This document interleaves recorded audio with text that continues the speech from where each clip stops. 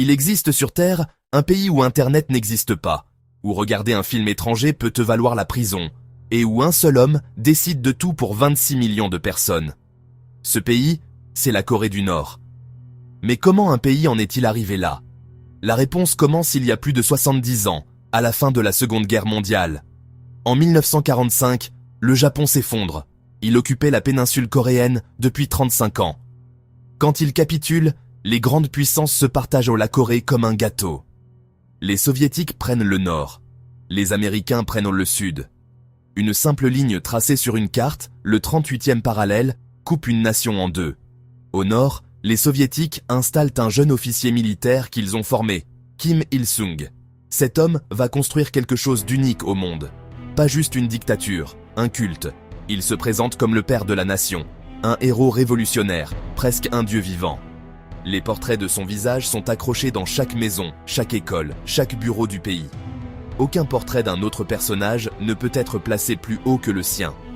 En 1950, Kim Il-sung tente de réunifier la Corée par la force. C'est le début de la guerre de Corée. 3 ans de combats dévastateurs, des millions de morts, et au final, rien ne change. La ligne du 38e parallèle reste là où elle était. Mais cette guerre laisse un traumatisme profond dans la population nord-coréenne et Kim Il-sung va l'utiliser. Il convainc son peuple que le monde entier veut les détruire.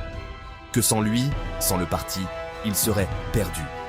C'est ce qu'on appelle le juche, une idéologie inventée par Kim Il-sung qui dit que la Corée du Nord doit être totalement autosuffisante, isolée du monde, et que le peuple doit tout sacrifier pour l'État. Cette idéologie devient la religion officielle du pays. Quand Kim Il-sung meurt en 1994, quelque chose d'inédit se passe. Le pouvoir ne passe pas par des élections. Il ne passe pas par un parti. Il passe de père en fils, comme dans une monarchie. Son fils Kim Jong-il prend le contrôle. Et à sa mort, en 2011, c'est son petit-fils Kim Jong-un, âgé de seulement 27 ans, qui dirige aujourd'hui le pays. 3 générations, une même famille, un même système. Aujourd'hui, la Corée du Nord est l'un des pays les plus pauvres et les plus isolés du monde.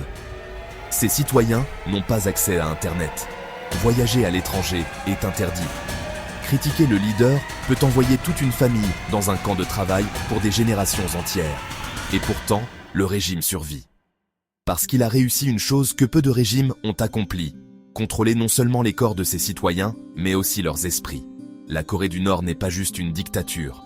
C'est peut-être l'expérience de contrôle total la plus aboutie de l'histoire humaine.